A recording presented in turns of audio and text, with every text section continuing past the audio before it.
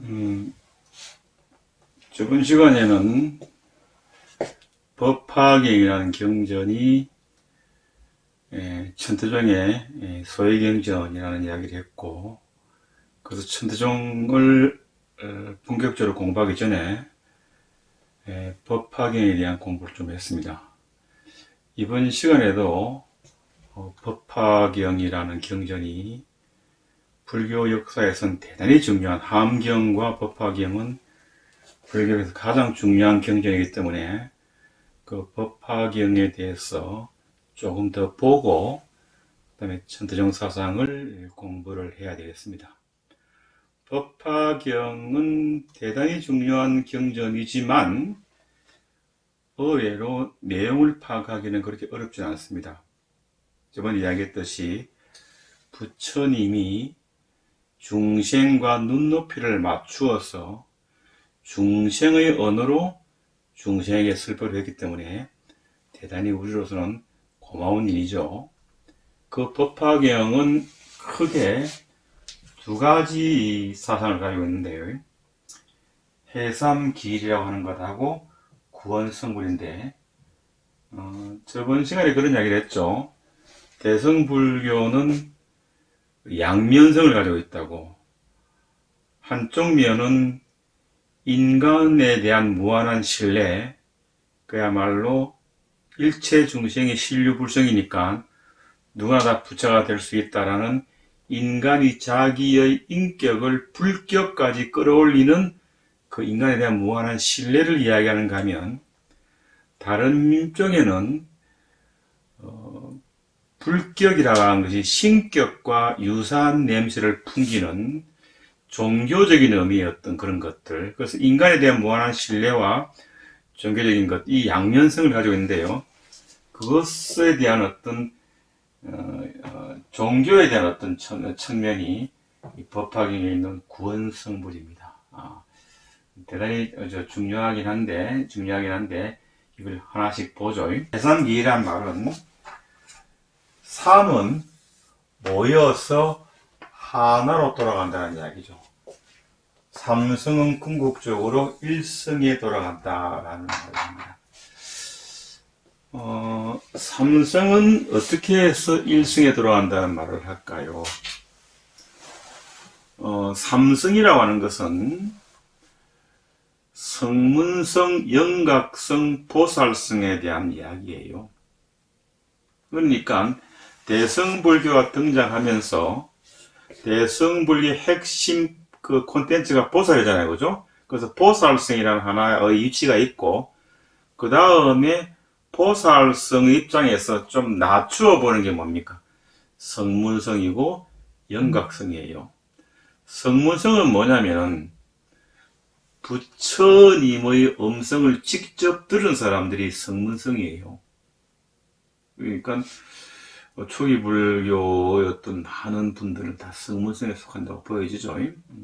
이런 식의 어쨌든 분류는 대성 쪽에서 하는 거기 때문에 오늘 조심해서 들어야 됩니다. 영각성은 부파 불교도들의 영각성이에요. 부파 불교도들이.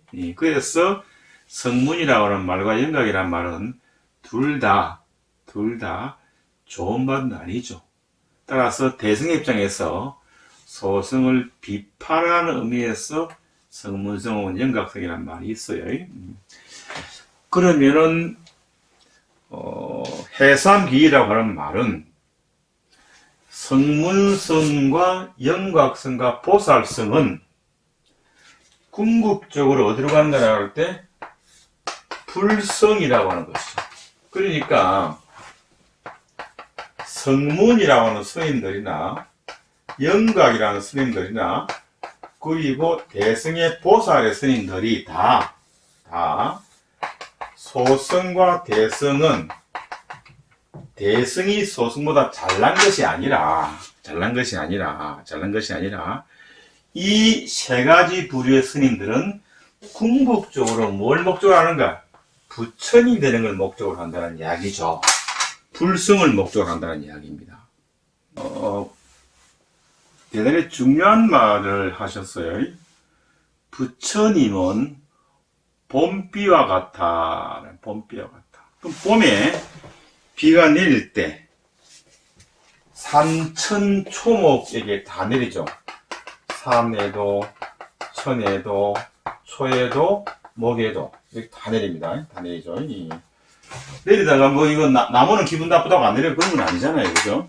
그럴 경우에 부처님의 불엄은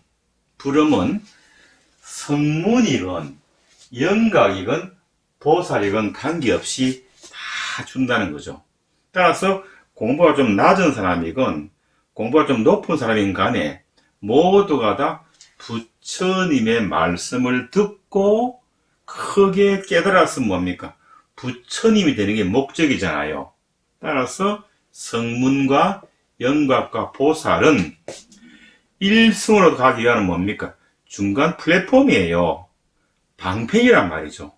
그러니까 진실한 건 뭡니까? 불성만이, 일성만이 진실한 거예요. 그렇게 본다면 성문과 영각과 보살은 다 대기, 방편이기 때문에 그럼 왜 성문과 영각과 보살이라는 삼성이 존재하는가? 중생의根기죠. 어떤根기는 성문이고 어떤根기는 영각이고 어떤根기는 보살이죠. 그럴 경우에 보살이라고 해도 잘났다고 하더라도 그래도 부처님이 아니잖아요. 따라서 모든 가르침 목적은 중생을 부처되게 하는 것이 일불성의 가르침이니까 부처님이 비라면 성문과 영각과 보살은 산이든 천이든 초든 목이든 간에 기본적으로 되게 중생은 다 산천초목이죠. 그래서 봄비가 산천을 적시듯이 일승의 가르침을 들은 사람은 모두 부처가 된다 라고 이야기하면서 법화경에 보면은 제바달다품이라는 곳이 있는데요. 제바달다는 이제 우리 전에 공부했던 대화다tta 부처님의 사촌 동생이면서 부처님을 힘들게 해가지고 부처님의 몸에 피를 내게 해서 어떤 경우에도 구원받을 수 없는, 절대로 구원받을 수 없는 그야말로 오역죄인이죠. 오역죄인 중에 하나가 여기는 대화다tta, 한문식으로 말하면 제바달다인데 법화기에 보면 제바달다도 구원받을 수 있다고 되어 있어요. 구원받을 수 있다고 됩니다. 굉장히 법화경이라는 게 오픈되어 있는 경전이라는 걸 알 수 있죠. 그 다음에 여자도 구원받을 수 있다고 되어 있어요. 여러분, 법화경이라는 경전이 2000년 전에 나온 경전이라는 걸 명심하셔야 됩니다. 여자분들이 보통 선거권을 가지게 된 게 100년 정도밖에 안 됐죠. 그러니까 사실은 지난 역사에서 동양이든 서양이든 여자에 대한 어떤 그 대접은 그렇게 잘했다고 볼 수는 없습니다. 그것은 불교도 마찬가지죠. 마찬가지입니다. 그리고 예전에 경전 어떤 결집이나 혹은 경전 일에 주로 담당하셨던 분들은 주로 엘리트 계급이고 그 엘리트 계급들은 알게 모르게 여자들에 대해서 어떤 편견을 가지고 있을 수밖에 없고 그 당시는 또 여자분들이 공부를 한다거나 사회의 주류 계급에 들어갈 수가 없는 그런 상황이었다는 걸 전제하시고 이해하시고 들으시기 바랍니다. 법화경에 보면 말이죠. 제바달다도 대화다tta도 그야말로 부처님의 어떤 용서를 받을 수 있고 부처가 될 수 있고 심지어 사가라 용왕의 8살 난 딸도 다른 말로 하면 여자도 부처가 된다. 그러니까 사가라 용왕의 딸이 8살 때 용궁에서 문수보살이 설하는 법화경을 듣고 깨달음을 얻어서 부처가 되었다는 이야기가 나옵니다. 그때 영왕에 따른 여자이기 때문에 부처가 될 수 없다고 말하는 사리불과 그 사실을 당연시하였던 대중들에게 보란듯이 부처님이 힘을 입어서 그 여자, 8살 난 여자아이는 남자로 변하고, 그런 다음에 보살행을 갖추어서 부처가 된다라고 하죠. 그러니까 옛날 이야기니까 바로 되는 것이 아니고 중간에 남자의 몸을 한번 거치죠. 남자의 몸을 한번 거치는데, 어쨌든 중요한 것은 2000년 전에 나온 경전인 법화경이 8살 난 여자아이가 법화경이라는 경전을 들으면서 중간에 한번 남자라는 플랫폼을 거치긴 하지만 부처가 된다라는 굉장히 파격적인 이야기를 했다는 이야기죠. 여러분, 우리 인류의 스승인 공자도 말씀하셨어요. 세상에 가까이에서는 안 되는 두 종류의 사람이 있는데 한 종류는 여자고 한 종류는 소인이라고. 그런 식으로 옛날 문화에는 알게 모르게 여자가 주류가 되기는 아주 힘들었던 시절이죠. 그 시절에 법화경은 말입니다. 8살 난 여자아이도 부처가 될 수 있다라는 이야기를 하죠. 그러니까 이 세상에 부처가 될 수 없는 사람은 없습니다. 다 될 수 있죠. 다 될 수 있다 라고 이야기를 하는 겁니다. 그 다음에 다시 조금 부연 설명한다면 성문성과 영각성과 보살성에 대한 설명을 조금만 더 할게요. 성문이란 부처님의 가르침을 직접 듣고 수행하는 사람이죠. 그러니까 우리가 말하는 부처님의 제자들을 말합니다. 아까 이야기했던 사리자는 8살 난 여자아이가 결국 부처가 될 수 없다라고 이야기하던 직접 사리자가 그렇게 해서 이야기할 리가 없죠. 그렇게 이야기한다는 거죠. 그런 거죠. 그래서 이분들은 사성제 8정도의 교수를 듣고 아라한의 경지에 도달하는 것이 목적이다. 그래서 자신만을 위한 수행이 중요하지 타인을 구제한다는 조건은 없다라고 해서 소성이다라고 비판하는 거죠. 또 영각은 다른 사람의 가르침을 받지 않고 홀로 공부해서 법을 체득한 사람을 말하죠. 그럼 이들은 누구냐라고 할 때 우리가 굉장히 비판하는 부파불교, 중생이라든지 이런 사람들과 관계없이 들어앉아가지고 대성불교 운동을 일으킨 당사자들이죠. 이들 때문에 안 되겠다고 해서 부파불교도들을 반면교사 삼아서 일어난 운동이 뭡니까? 대성운동이잖아요. 그러니까 역사적으로 대단히 비판받는 그룹이 이제 부파불교도들인데 이것도 역시 대성적 시각입니다. 대성적 시각이에요. 그 다음에 보살이라는 것은 대성에서는 그렇게 말합니다. 석가모니 부처님도 전생에 보살이었다고. 그래서 보살의 수행을 계속한 다음에 마침내 부처가 되었다라고 하는 거죠. 어쨌든 보살은 대승의 꽃입니다.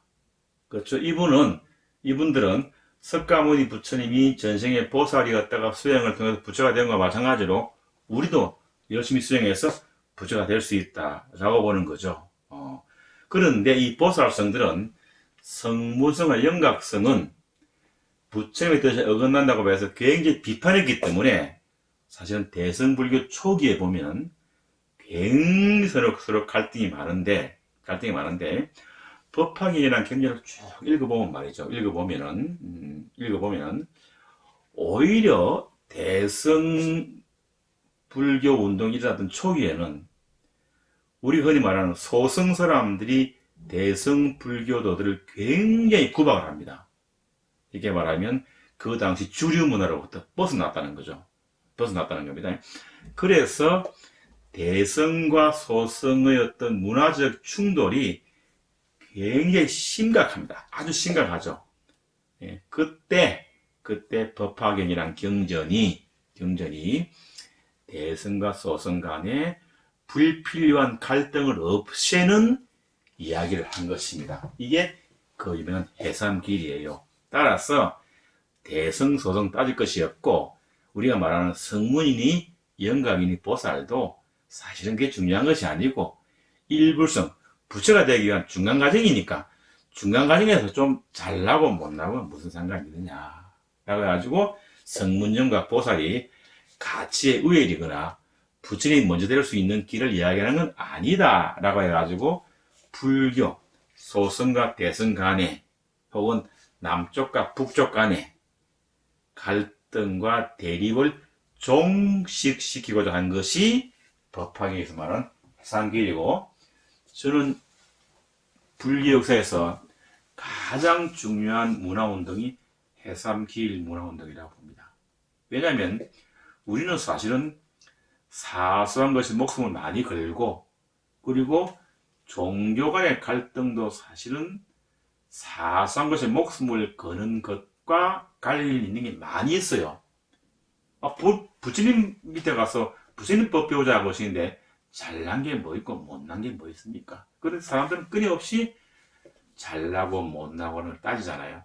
그것에 대해서 안 된다. 모든 것은 부처님에게 나아가고 하는 것이기 때문에 갈등하지 말라라고 하는 게 그 유명한 해삼길 사상이고, 법화경의 핵심 사상이면서 대단히 아름다운 사상이다 라고 볼 수 있는 거죠. 굉장히 중요한 사상입니다.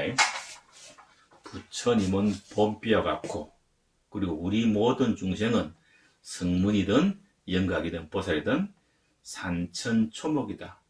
봄비를 받아가지고 커서 부처가 되고자 하는 것이 목적이기 때문에 풀이 나무보다 잘난 것도 없지만 못난 것도 없다. 풀은 풀대로, 나무는 나무대로 다 자기 나름대로根기를 가지고 봄비를 받아가지고 성장하는 것이다 라고 하는 것이죠.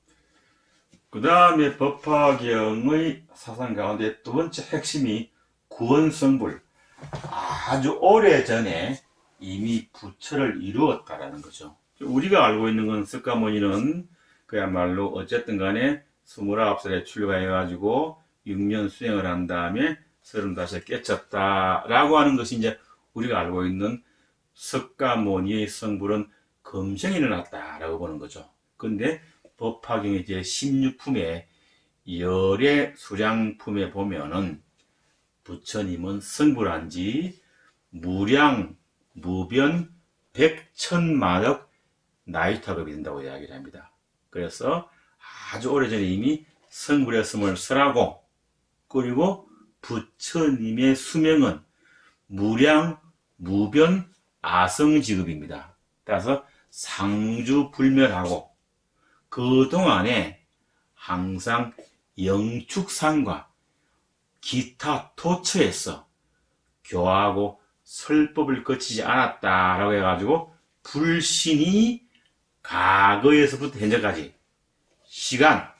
시간을 일관했어. 그 다음에 어디에서나 공간을 일관했어. 시공간에 관계없이 상주하고 있다라고 봅니다. 실제로 법화경에 보면 우주, 거대한 우주에 다 어디에 뭡니까? 부처님이 계신다라고 이야기하죠. 그런 다음에 석존의 성불에 대해서 어사의 비유를 보입니다. 그러니까 한 뛰어난 어사가 출장을 간 사이에 아이들이 독을 마시고 신음하고 있었다, 이런 이야기가 나오죠. 집에 돌아온 어사가 해독제를 만들어서 아이들에게 먹이려고 했는데 독을 먹고 이미 머리가 이상해진 아이들이 해독제를 절대로 먹으려고 하지 않습니다. 그러자 그 의사가 가만히 보고 있다가 방편으로 다시 외국으로 나아가가지고 그 다음에 거기에서 아버지가 돌아가셨다라는 소식을 고향에다 전하는 거죠.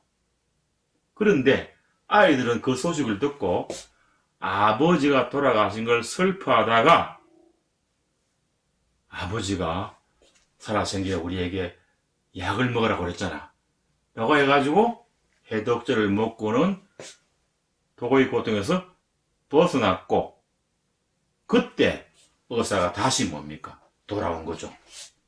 나 안 죽었다. 왜 그랬느냐? 너희들이 내 말을 안 듣길래 내가 일부러 죽은 척 했다 라고 하는 것이죠. 그때 독을 마시고 신음하는 아이는 우리 중생이고, 의사는 뭡니까? 부처님인데, 따라서 부처님께서 BC 6세기에 돌아가신 것은 독을 마신 아이들에게 죽었다라고 하는 것처럼 방편이었다라고 하는 거죠. 사실은 돌아가신 것이 아니라 영원히 상주하신다라고 합니다. 그러니까 이 구원성불 사상은 영원히 부처님이 사시고 시간에 관계없이, 그리고 어느 공간에나 부처님 모두 늘 계신 게, 늘 계셔가지고 모든 우리의 일을 다 하는 거죠. 이걸 불신의 상주, 교화의 무량, 자비의 무량, 구제의 무량 등을 아주 복합적으로 내포하고 있습니다. 이렇게 되면 이 구원성불 사상은 뭡니까?